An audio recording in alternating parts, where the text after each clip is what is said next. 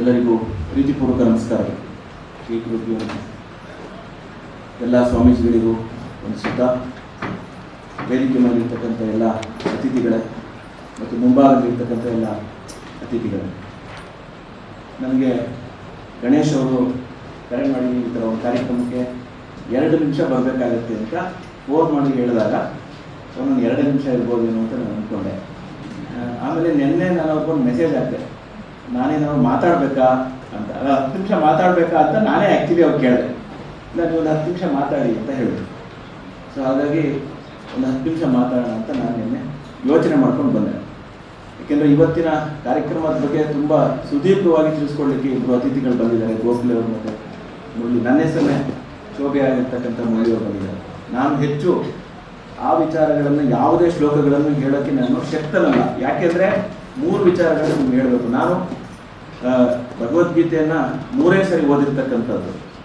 ಒಂದು, ನಾನು ನಮ್ಮ ತಾಯಿಯವರು ಬದುಕಿದ್ದಾಗ ಪ್ರತಿ ದಿವಸ ಊಟ ಮಾಡೋಕ್ಕಿಂತ ಮುಂಚೆ 1-2 ಶ್ಲೋಕಗಳನ್ನು ಹೇಳಿ ಅದರ ಅರ್ಥವನ್ನು ಪುಸ್ತಕದಲ್ಲಿ, ನನಗೇನು ಡೈರೆಕ್ಟ್ ನಾನು ಸಂಸ್ಕೃತ ಓದಿಲ್ಲದೆ ಇರೋದ್ರಿಂದ ಒಂದು ಸರಿ ನಮ್ಮ ತಾಯಿಯವರಿದ್ದಾಗ ಕಂಪ್ಲೀಟಾಗಿ ನಾನು ಓದಿದ್ದೆ. ಅವಾಗ ನನಗೇನು ಅರ್ಥ ಆಗಿರಲಿಲ್ಲ, ಬಟ್ ಓದಿದ್ದೆ ಅಷ್ಟೇ.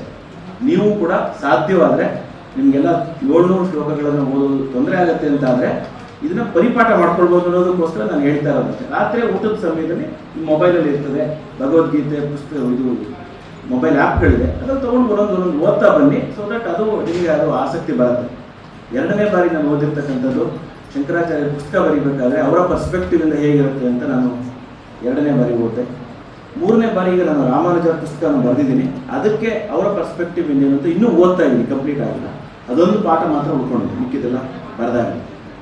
ಆಶ್ಚರ್ಯ ಆಗ್ಬೋದು ನಿಮಗೆ, ಪಾವಗಡ ಪ್ರಕಾಶ್ ರಾಯರು ಪ್ರತಿ ದಿವಸ 700 ಶ್ಲೋಕಗಳನ್ನು ಪ್ರತಿ ದಿವಸ ಹೇಳ್ತಾರಂತೆ. ನಾನು ಕೇಳಿರ್ತಕ್ಕಂಥ ಅತ್ಯಂತ ರೋಚಕವಾದ ಸಂಗತಿ, ಪ್ರತಿ ದಿವಸ 700 ಶ್ಲೋಕಗಳನ್ನು ಬೆಳಿಗ್ಗೆ ಅವರು ಅದನ್ನು ಹೇಳೇ ಕಾರ್ಯಕ್ರಮವನ್ನು ಅವರ ದಿನಚರಿಯನ್ನು ಮಾಡೋದು. ಪ್ರಾಬಬಲಿ ಒಂದು ಅರ್ಧ ಗಂಟೆ, ಮುಕ್ಕಾಲು ಗಂಟೆ ಅವರ ಸ್ಪೀಡಿಗೆ ಬಂದಿರ್ಬೋದು.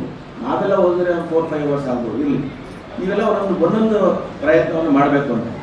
ನಾನು ಹೆಚ್ಚು ಶ್ಲೋಕಗಳ ಬಗ್ಗೆ ಓದ್ದನೆ 3 ವಿಚಾರಗಳನ್ನು ನಿಮಗೆ ತಿಳಿಸ್ಬೇಕು ಅಂತ. ಇದು ಔಟ್ಸೈಡ್ ಭಗವದ್ಗೀತೆ. ಒಂದೇನಂತಂದರೆ, ಭಗವದ್ಗೀತೆ ಅಂತಕ್ಕಂಥ 1 ಲಕ್ಷ ಶ್ಲೋಕಗಳಿರ್ತಕ್ಕಂಥ ಮಹಾಭಾರತದಲ್ಲಿ ಎಲ್ಲಿದೆ? ಮಹಾಭಾರತ ಇರ್ತಕ್ಕಂಥ 1 ಲಕ್ಷ ಶ್ಲೋಕಗಳಲ್ಲಿ ಭೀಷ್ಮ ಪರ್ವ ಅಂತ ಬರ್ತದೆ, 6ನೇ ಪರ್ವ. ಈ 6ನೇ ಪರ್ವದಲ್ಲಿ 13ನೇ ಅಧ್ಯಾಯದಿಂದ ಶುರುವಾಗುತ್ತೆ. ನಿಜವಾಗಿ ಶುರುವಾಗ್ತಕ್ಕಂಥದ್ದು 25ನೇ ಅಧ್ಯಾಯದಿಂದ. 25ನೇ ಅಧ್ಯಾಯದಿಂದ 42ನೇ ಅಧ್ಯಾಯದವರೆಗೆ ಈ ಭಗವದ್ಗೀತೆಯನ್ನು ಅಲ್ಲಿಂದ ಎಕ್ಸ್ಟ್ರಾಕ್ಟ್ ಮಾಡಲಾಗಿದೆ, ಅಲ್ಲಿಂದ ತಗೊಳ್ಳಲಾಗಿದೆ ಅಂತ. ನಾವು ಒಂದು ಆಲೋಚನೆ ಮಾಡಬೇಕು, 1 ಲಕ್ಷ ಶ್ಲೋಕ ಇರ್ತಕ್ಕಂಥ ಮಹಾಭಾರತ. ನಾನು ಕುಮಾರವ್ಯಾಸ ಭಾರತವನ್ನು ಓದ್ತಾ ಇರ್ತೀನಿ ಅವಾಗವಾಗ. ನಮ್ಮ ತಂದೆ ಆ್ಯಕ್ಚುಲಿ ವಾಚನ ಮಾಡ್ತಾ ಇದ್ರು ಮನೆಯಲ್ಲಿ, ಹಾಗಾಗಿ ಆ ಪುಸ್ತಕ ನನ್ನ ಹತ್ರ ಇದೆ. ನಮಗೆ ಓದಬೇಕು ಅಂತ ಅನಿಸ್ತಾಗಲ್ಲ, ಯಾವಾಗ ಮಧ್ಯದಲ್ಲಿ ಒಂದು ಶ್ಲೋಕ ಓದ್ತೀವಿ. ಅವರು ಎಷ್ಟು 1 ಲಕ್ಷ ಶ್ಲೋಕಗಳನ್ನು ಬರಿಬೇಕು ಅಂತಂದರೆ ಅವ್ರ ಹತ್ರ ಎಷ್ಟು ಜ್ಞಾನ ಇರಬೇಕು. 1 ಲಕ್ಷ ಶ್ಲೋಕಗಳನ್ನು ಯಾರು ವ್ಯಾಸರು ಅದನ್ನು ಬರಿಬೇಕಾದ್ರೆ, ಅದರಲ್ಲಿ ಭೀಷ್ಮ ಪರ್ವ, ಭೀಷ್ಮ 10 ದಿವಸ 18 ದಿವಸ ಈ ಕುರುಕ್ಷೇತ್ರ ಯುದ್ಧದಲ್ಲಿ ಮೊದಲ 10 ದಿವಸವನ್ನು ನಡೆಸಿರ್ತಕ್ಕಂಥ ಸೇನಾಧಿಪತಿನೇ ಭೀಷ್ಮ. ನೆಕ್ಸ್ಟ್ 5 ದಿವಸ ದ್ರೋಣರು ನಡೆಸ್ತಾರೆ, ಆಮೇಲೆ ಕರ್ಣ, ಕೊನೆಯ ದಿವಸ ದುರ್ಯೋಧನ ನಡೆಸ್ಕೊಂಡು ಹೋಗ್ತಾರೆ. ಈ 18 ಅಧ್ಯಾಯಗಳಿರ್ತಕ್ಕಂಥ ಈ ಭಗವದ್ಗೀತೆಯನ್ನು ಮಹಾಭಾರತದಿಂದನೇ ತಗೊಂಡಿರ್ತಕ್ಕಂಥದ್ದು. ಅದು ಭೀಷ್ಮ ಪರ್ವದಲ್ಲಿ 13ನೇ ಅಧ್ಯಾಯದಿಂದ ಶುರುವಾಗುತ್ತೆ. ನಿಜವಾಗಿ ಶುರುವಾಗೋದು 25ರಿಂದ 42 ಮಧ್ಯೆ ಇರ್ತಕ್ಕಂಥದ್ದು. ಆದರೆ ಮಹಾಭಾರತದಲ್ಲಿ ನಾವೀಗ ಹೇಳಿರ್ತಕ್ಕಂಥ ಏನು ಅರ್ಜುನ ವಿಷಾದ ಯೋಗ ಮತ್ತು ಎಲ್ಲ ಯೋಗಗಳೇನು ಹೇಳಿದೆ ಅದ್ಯಾವುದು ಆ ಟೈಟಲಲ್ಲಿ ಇಲ್ಲ. ಶಂಕರಾಚಾರ್ಯರು ಅದನ್ನು ಮೊದಲನೇ ಬಾರಿಗೆ ಇದು ಎಸೆನ್ಸು, ಈ ಅಧ್ಯಾಯದಲ್ಲಿ ಈ ಎಸೆನ್ಸ್ ಇದೆ ಅಂತ ಹೇಳಿ ಅದನ್ನು ಕೊಟ್ಕೊತಾ ಬಂದು ಅದನ್ನೇ ನಾವು ಇವತ್ತು ಪಾಲಿಸ್ಕೊಂಡು ಬರ್ತಾ ಇದ್ದೀವಿ. ಸೊ ಹಾಗಾಗಿ ಮೊದಲನೇ ಮಾಹಿತಿ ನಾವು ತಿಳ್ಕೊಳ್ಬೇಕಾಗಿರ್ತಕ್ಕಂಥದ್ದು, ಅಥವಾ ನನಗೆ ಗೊತ್ತಿರತಕ್ಕಂಥದ್ದು ನಿಮ್ಗೆ ಹೇಳ್ತಾ ಇದ್ದೀನಿ. ನಿಮ್ಗೆ ಇದಕ್ಕಿಂತ ಜಾಸ್ತಿ ಗೊತ್ತಿದೆ ಖಂಡಿತ ಇರ್ತಕ್ಕಂಥವೆಲ್ಲ. ಇದು ಮೊದಲನೇ ಮಾಹಿತಿ. ಇದು ಮಹಾಭಾರತದಲ್ಲೇ ಇರ್ತಕ್ಕಂಥ ಒಂದು ಅಂಶವೇ, 1 ಲಕ್ಷ ಶ್ಲೋಕಗಳಿರ್ತಕ್ಕಂಥ ಒಂದು ಅಂಶವೇ. ನೀವು ವ್ಯಾಸರನ್ನ ಒಂದ್ಸರಿ ಆಲೋಚನೆ ಮಾಡಬೇಕು, ಅವರೆಂತ ಬುದ್ಧಿವಂತರಿರಬೇಕು. 1 ಲಕ್ಷ ಶ್ಲೋಕಗಳನ್ನು ಬರಿಬೇಕಾದ್ರೆ, ಕುಮಾರವ್ಯಾಸ ಅವಳು ಅಷ್ಟು ಭಾರತವನ್ನು ಬರಿಬೇಕಾದ್ರೆ ಅವ್ರಿಗೆ ಎಷ್ಟು ಆಲೋಚನೆ ಇರಬೇಕು. ಅವನು ಭಾಮಿನಿ ಷಟ್ಪದಿಯಲ್ಲಿ ಬರಿಬೇಕಾದ್ರೆ ಪ್ರತಿಯೊಂದನ್ನು ಕೂಡ ಲಘು ಗುರುಗಳನ್ನು ಎಣಿಸ್ಕೊಂಡು ಬರಿಬೇಕು ಅಂತಂದ್ರೆ ಅಷ್ಟು ಅಷ್ಟು ಸಾಧ್ಯವೇ ಇಲ್ಲ ಅವರಿಗೆ ವಿದ್ಯೆ ಹೊಂದಿದ್ದೇವೆ, ಜ್ಞಾನ ಹೊಂದಿದ್ದೇವೆ. ಇನ್ನು ಎರಡನೇ ಜಿಜ್ಞಾಸೆ ಎಲ್ಲರಲ್ಲೂ ಇರ್ತಕ್ಕಂಥದ್ದು ಏನಂತಂದ್ರೆ ನೋಡಿ, ಎಲ್ಲರೂ ನಾವು ಅರ್ಜುನನಿಗೆ ಹೇಳಿದ್ರು ಯುದ್ಧವನ್ನು ಮಾಡು, ಬಿಡಬೇಡ, ಗೆಲ್ಲು, ಯುದ್ಧವನ್ನು ಮಾಡು ಅಂತ ಹೇಳಿ. ನಮ್ಗೆಲ್ಲರೂ ಮೊದಲು ಎಂಟ್ರಿ ಲೆವೆಲ್ ಜಿಜ್ಞಾಸೆ ಏನಂತಂದ್ರೆ ಯುದ್ಧ ಮಾಡುವಂತಂದ್ರೆ ಸಾವಿರಾರು ಜನಗಳನ್ನು ಕೊಲ್ಲುವಂತ ಕಾರ್ಯಕ್ರಮ. ಇವರ ತಿರ್ತಿದ್ದು 11 ಅಕ್ಷಯಣಿ ಸೈನ್ಯ, ಅವರ ತಿರ್ತಿದ್ದು 7 ಅಕ್ಷಯಣಿ ಸೈನ್ಯ. ಅಂದ್ರೆ ಎಲ್ಲಾ ಅಕ್ಷಯಣಿ ಸೈನ್ಯಗಳೆಲ್ಲ ಮುಗಿಸ್ಬೇಕು, ನಾಶ ಆಗ್ಬೇಕು, ಅವಾಗ ಅಷ್ಟೇ ಜಯ. ಈ ಕೃಷ್ಣ ಯಾಕೆ ಇಂಥ ಒಂದು ಕೆಲಸಕ್ಕೆ ಕೈ ಹಾಕ್ತಾನೆ? ಜನಗಳನ್ನ ಕೊಲ್ಲುವಂತ ರಕ್ತಪಾತಕ್ಕೆ ಯಾಕೆ ಅವನು ಮುಂದೂಡ್ತಾನೆ? ನಾವು ಭಗವದ್ಗೀತೆ ತಿಳ್ಕೊಳ್ಳುವಂಥದ್ದು ಯುದ್ಧವನ್ನು ಮಾಡು ನೀನು ಗೆಲ್ಲು ಅಂತ ಹೇಳ್ತಾರೆ. ಏನಕ್ಕೆ ಅಂತಂದ್ರೆ ಅವನು ಹಿಂದಿನ ದಿನಗಳಲ್ಲಿ ಅವನು ಸಂಧಾನಕ್ಕೆ ಪ್ರಯತ್ನ ಮಾಡಿರ್ತಾನೆ, ಇಲ್ಲ ಅಂತಲ್ಲ, ಇದೆಲ್ಲ ಒಳ್ಳೇದಲ್ಲ ಸಂಧಾನಕ್ಕೆ ಅಂದ್ಬಿಟ್ಟಾನೆ. ಆದರೆ ಕೈ ಮೀರಿ ಹೋದಾಗ ಅದು ಮಾಡಲೇಬೇಕಾದಂಥ ಪ್ರಸಂಗ ಬರುತ್ತೆ. ದೇವರು ಸೃಷ್ಟಿಯಲ್ಲಿರ್ತಕ್ಕಂಥದ್ದು ನೀವೆಲ್ಲ ನೋಡಿರ್ಬೇಕಂಥದ್ದು ಸುನಾಮಿ ಅಂತಕ್ಕಂಥ ಒಂದು ಪ್ರಕರಣದಲ್ಲಿ ಯಾರು ನಿರೀಕ್ಷೆ ಮಾಡಿರಲಿಲ್ಲ. ಒಂದು ಬ್ಯಾಲೆನ್ಸಿಂಗ್ ಆಕ್ಟ್, ಈ ಪ್ರಪಂಚದಲ್ಲಿರ್ತಕ್ಕಂಥದ್ದೇ ಬ್ಯಾಲೆನ್ಸಿಂಗ್ ಆಕ್ಟ್ ಅಂತ ನಾನು ಅನ್ಕೊಳ್ತೀನಿ. ಏನಂತಂದ್ರೆ ಇಷ್ಟೊಷ್ಟು ಜನಗಳನ್ನ ಅವರು ತಗೊಂಡು ಹೋಗ್ಲೇಬೇಕು, ಅದು ಲಿಖಿತ, ಏನು ಮಾಡೋಕ್ಕಾಗಲ್ಲ. ಒಂದು ಪ್ರಯತ್ನ ಅಂತ ಮಾಡ್ತಾರೆ. ಆದ್ರೆ ದೊಡ್ಡ ಈಗ ನಾವು ಡಾಕ್ಟರ್ಗಳೆಲ್ಲ ಇರ್ತೀವಿ, ನಾವೆಲ್ಲ ಚಾಕುಗಳನ್ನ ಉಪಯೋಗಿಸ್ಕೊಂಡ್ರೆ ನಮ್ಮನ್ನ ಆಕ್ಚುಲಿ ಕೊಲೆಗಾರ ಅಂತ ಹೇಳ್ತಾರೆ. ಆದ್ರೆ ಹಾಸ್ಪಿಟಲ್ ಇರ್ತಕ್ಕಂಥ ನರ್ಸ್ ಅಥವಾ ಡಾಕ್ಟರ್ಗಳು ಉಪಯೋಗಿಸಿದ್ರೆ ಅದನ್ನು ಯಾವುದೋ ಒಂದು ಶುಶ್ರೂಷೆಗೋಸ್ಕರ ಉಪಯೋಗಿಸ್ಕೊಂಡಿದ್ರು ಅಂತ ಹೇಳ್ತಾರೆ. ಹಾಗೆ ಇಲ್ಲಿ ಉಪಯೋಗಿಸ್ಕೊಂಡಿರ್ತಕ್ಕಂಥ ಈ ಸೂಕ್ಷ್ಮತೆ ಯಾವುದೋ ಒಂದು ಬ್ಯಾಲೆನ್ಸಿಂಗ್ ಆಕ್ಟ್. ಈ ಬ್ಯಾಲೆನ್ಸಿಂಗ್ ಆಕ್ಟ್ ಮಾಡ್ಲಿಕ್ಕೋಸ್ಕರ ಅವನು ಅರ್ಜುನನಿಗೋಸ್ಕರ ಇವನು ಹೇಳ್ತಾನೆ ಎಂದು ನನ್ನ ಒಂದು ಆಲೋಚನೆ. ಇನ್ನು ಮೂರನೇ ಆಲೋಚನೆ ಏನಂತಂದ್ರೆ ಎಲ್ಲರಿಗೂ ನೀವು ಸಣ್ಣ ಮಕ್ಕಳು ಕೇಳಿದ್ರು ಕೂಡ 18 ದಿವಸ ನಡೆದಿರ್ತಕ್ಕಂಥ ಈ ಘಟನೆಯಲ್ಲಿ ಭಗವದ್ಗೀತೆಯನ್ನ ಯುದ್ಧದ ಮಧ್ಯದಲ್ಲಿ ಭಗವದ್ಗೀತೆ ಹೇಳಿಕೆ ಸಮಯ ಏನಿರ್ತದೆ? ಎಲ್ಲ ನಾವು ಎಲ್ಲ ಕತ್ತಿ ಗುರಾಣಿ ಕುದುರೆ ಆನೆಗಳೆಲ್ಲ ಇಟ್ಕೊಂಡಿರತಕ್ಕಂಥ ಸಮಯದಲ್ಲಿ ಈ ಯುದ್ಧ ಮಾಡಲಿಕ್ಕೆ ಎಲ್ಲಿ ಸಮಯ ಇರ್ತದೆ ಅಂತ ಪ್ರತಿಯೊಬ್ಬರಲ್ಲಿ ಇರ್ತಕ್ಕಂಥ ಜಿಜ್ಞಾಸೆ ನನಗೂ ಇತ್ತು. ಬಟ್ ಆಮೇಲೆ ಸ್ವಲ್ಪ ಓದಿದ್ಮೇಲೆ ಅನ್ನಿಸ್ತು ಈ ಥರ ಅಲ್ಲ ಅಂದ್ಬಿಟ್ಟು. ಯಾರಿಗಾದ್ರೂ ಜಿಜ್ಞಾಸೆ ಇದೆಯಾ? ಇದೆ ಇದ್ರೆ ಸದ್ಯಕ್ಕೆ ನಾವು ಮೇಷ್ಟ್ರಿಗಳಿಗೆಲ್ಲ ಒಂದು ಸಂತೋಷ. ನಾವು ಮೇಷ್ಟ್ರಲ್ಲ, ಹುಡುಗರಿಗೆ ಡೌಟ್ ಇರಬೇಕು. ಈ ಡೌಟ್ ಇದ್ರೆ ನಾವು ಹೇಳ್ಕೊಡಕ್ಕೆ ಸರಿ, ಎಲ್ಲರಿಗೂ ಗೊತ್ತುಬಿಟ್ಟಿದ್ರೆ ಮೇಷ್ಟ್ರಿಗೆ ಏನು ಕೆಲಸ ಇರಲ್ಲ. ನಾವು ಈಗಲೂ ಪಾಠ ಮಾಡ್ತೀವಿ, ಹೋಗಿ ಕಂಪ್ಯೂಟರ್ ಸೈನ್ಸ್ ಪಾಠ ಮಾಡ್ತೀವಿ. ಅವಾಗ ಹುಡುಗರಿಗೆ ಡೌಟ್ ಇದ್ರೆ ನಾವು ಹೇಳ್ಕೊಡಕ್ಕೆ ಸಹಾಯ ಆಗುತ್ತೆ. ಡೌಟೇ ಇಲ್ಲ ಅಂದ್ರೆ ಹೇಳ್ಕೊಡಕ್ಕಾಗಲ್ಲ. ಜಿಜ್ಞಾಸೆ ಏನಂತಂದ್ರೆ ಈ 700 ಶ್ಲೋಕ ಇರ್ತಕ್ಕಂಥದ್ದನ್ನ, ಇಷ್ಟು ದೊಡ್ಡ ಪ್ರಮಾಣದಲ್ಲಿ ಇರ್ತಕ್ಕಂಥ ಈ ಜ್ಞಾನ ರಾಶಿಯನ್ನ ಯುದ್ಧದ ಮಧ್ಯದಲ್ಲಿ ಹೇಳಲಿಕ್ಕೆ ಸಾಧ್ಯವೇ? ನಾವು ಇದಕ್ಕೆ ಒಂದೇ ಒಂದು ಆಲೋಚನೆ ಮಾಡಬೇಕು. ಏನಂತಂದ್ರೆ ನಾವು ನೋಡಿರ್ತಕ್ಕಂಥ ಈ ಇಸ್ರೇಲ್ ಯುದ್ಧ ಆಗಲಿ, ಈಗಲೇ ಇರಾಕ್ ಯುದ್ಧಗಳ ತರ ಎಲ್ಲ ರಾತ್ರಿ ಹೊತ್ತು ಹೊಡೆಯುವಂಥದ್ದು ಇನ್ಯಾವುದೋ ಅಂತಲ್ಲ.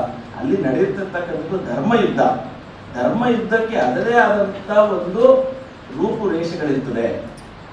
ಶಂಕನಾದ ಆದ್ಮೇಲೆ ಯುದ್ಧ ಮಾಡಬೇಕು, ಅವರು ತಯಾರಿದ್ದಾಗೆ ಮಾತ್ರ ಮಾಡಬೇಕು, ಮತ್ತೆ ನಿಶಸ್ತ್ರಧಾರಿಗಳು ಮಾಡುವಾಗಿಲ್ಲ, ಯುದ್ಧ ಮಾಡುವಾಗಿಲ್ಲ ಅಂತ ಸುಮಾರು ನಿರೀಕ್ಷೆಗಳು, ಸುಮಾರು ರೂಲ್ಸ್ ರೆಗ್ಯುಲೇಷನ್ಸ್. ಸಂಜೆ ಸೂರ್ಯ ಅಸ್ತಮ ಆದ್ಮೇಲೆ ಯಾರು ಯುದ್ಧ ಮಾಡುವಾಗಿಲ್ಲ ಅಂತ ಎಲ್ಲ ನಿಯಮಗಳು ಹಾಕೊಂಡಿರ್ತಾರೆ ಈ ಧರ್ಮ ಯುದ್ಧದಲ್ಲಿ.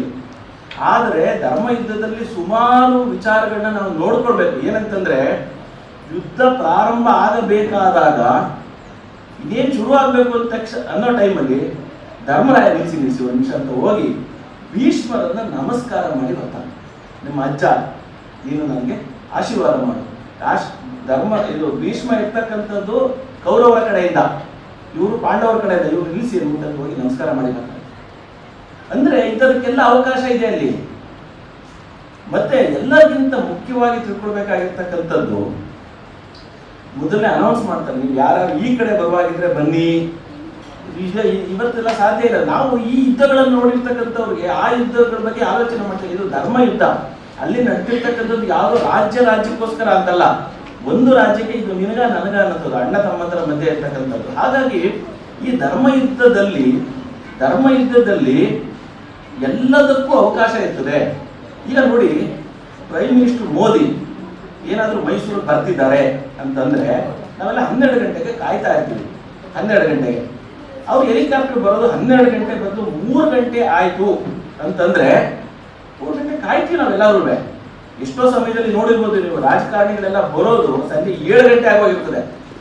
ಮಧ್ಯಾಹ್ನ 3 ಗಂಟೆಗೆ ಬರ್ತೀನಿ ಅಂತ ಹೇಳಿರ್ತಾರೆ, 7 ಗಂಟೆ ಆಗೋಗಿರುತ್ತೆ. ಆದ್ರೆ ನಾವು ಅವ್ರಿಗೋಸ್ಕರ ಕಾಯ್ತಾ ಇರ್ತೀವಿ. ಯಾಕೆ ಅಂತಂದ್ರೆ ಅವರು ದೊಡ್ಡ ವ್ಯಕ್ತಿ, ಅವರು ಏನೋ ಒಂದು ಸಂದೇಶ ಕೊಡ್ತಾರೆ ಅಂತ.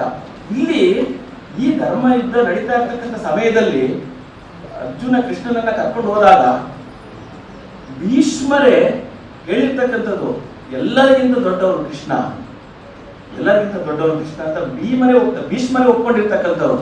ಭೀಷ್ಮ ಒಪ್ಕೊಂಡಿದ್ದಾರೆ ಅಂತಂದ್ರೆ ದ್ರೋಣ ಒಪ್ಕೊಳ್ಳೇಬೇಕು, ಮಿಕ್ಕ ಎಲ್ಲರೂ ಒಪ್ಕೊಳ್ಳೇಬೇಕು, ಮತ್ತೆ ಪಾಂಡವರು ಕೂಡ ಒಪ್ಕೊಳ್ಳೇಬೇಕು.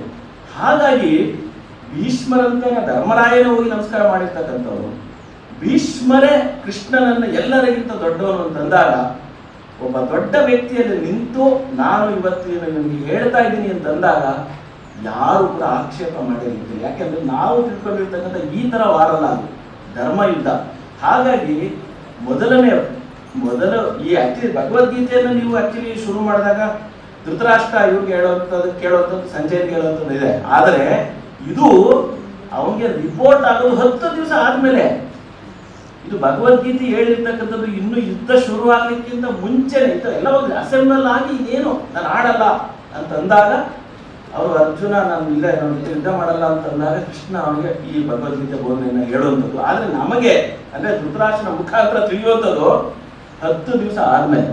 ಆಗ್ಲೇ ಅವ್ರು ಬಂದು ಹೇಳಿರ್ತಾನೆ, ಆಗ್ಲೇ ಶರಶೈಯಲ್ಲಿ ಮಲಗಿದ್ದಾರೆ ಭೀಷ್ಮರು ಅಂತ ಹೇಳ್ತಾರೆ. ಅಂದ್ರೆ ನಮ್ಗೆ 10 ದಿವಸ ಆದ್ಮೇಲೆ ರಿಪೋರ್ಟ್ ಆಗಿರ್ತಕ್ಕಂಥದ್ದು. ಆದ್ರೆ ಮುಖ್ಯ ಅಂಶ ಏನಂತಂದ್ರೆ ಕೃಷ್ಣ ಒಬ್ಬ ದೊಡ್ಡ ವ್ಯಕ್ತಿ ಅಂತ ಎಲ್ಲರೂ ಪರಿಗಣಿಸಿದ್ರಿಂದ ಅವನು ಬೋಧನೆಯನ್ನು ಮಾಡ್ತಿದ್ದಾರೆ ಅಂತಂದ್ರೆ ಎಲ್ಲರೂ ಕೂಡ ನಿಲ್ಲಿಸಿ ಕೇಳಿದ್ದಾರೆ.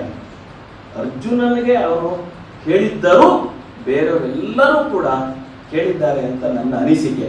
ಹಾಗಾಗಿ ನಾನು ಹೆಚ್ಚು ಮಾತಾಡಕ್ಕೆ ಹೋಗ್ತಾನೆ 3 ಅಂಶಗಳನ್ನು ನಾನು ತಿಳಿಸಿದ್ದೇನೆ. ಒಂದು, ಎಲ್ಲಿ ಬರುತ್ತೆ ಮಹಾಭಾರತದಲ್ಲಿ ಎಲ್ಲಿ ಬರುತ್ತೆ ಅಂತ. ಎರಡನೇದು, ಯುದ್ಧವನ್ನು ಮಾಡುವಂತ ಅವನು ಅರ್ಜುನಿಗೆ ಹೇಳಿದ. ಅಥವಾ ಮೂರನೇದು, ಎಲ್ಲರಿಗಿರ್ತಕ್ಕಂಥ ಜಿಜ್ಞಾಸೆಯಾದಂಥ ನಾನು ನನ್ನ ಮಗನಿಗೂ ಒಂದ್ಸರಿ ಕೇಳಿದೆ, ಏನಪ್ಪ ಯುದ್ಧದಲ್ಲಿ ಹೇಗೆ ನೀವು 10 ನಿಮಿಷದಲ್ಲಿ ಹೆಂಗೆ ಹೇಳಕ್ಕಾಗುತ್ತೆ? ಪಾವಗಡ ಪ್ರಕಾಶ್ ರಾವ್ ಅಂತವ್ರೆ 700 ಶ್ಲೋಕವನ್ನ ಅರ್ಧ ಗಂಟೆಯಲ್ಲಿ ಹೇಳ್ತಾರೆ, ಅಷ್ಟು ಫಾಸ್ಟ್ ಆಗಿ. ನಾವು ಓದಿದ್ರೆ 4-5 ಅವರ್ಸ್ ಆಗುತ್ತೆ. ಯುದ್ಧ ನಿಂತೋಗುತ್ತಾ? ಖಂಡಿತ ನಿಲ್ಲಬಹುದು. ನಿಮಗೂ ಚೆನ್ನಾಗಿ ಉದಾಹರಣೆ ಗೊತ್ತಿದೆ. ದೊಡ್ಡ ವ್ಯಕ್ತಿಗಳು ಯಾರು ಇದ್ದಾಗ ಎಲ್ಲಾ ಕಾರ್ಯಕ್ರಮಗಳು ಸ್ಥಗಿತಗೊಂಡು ಇದಕ್ಕೆ ಅನುವು ಮಾಡಿಕೊಡ್ತಾರೆ. ಯಾಕೆ ಅಂತಂದ್ರೆ ಕೃಷ್ಣನ ಮಾತನ್ನ ಕೇಳಲಿಕ್ಕೆ ಎಲ್ಲರೂ ಕಾಯ್ತಾ ಇರ್ತಾರೆ.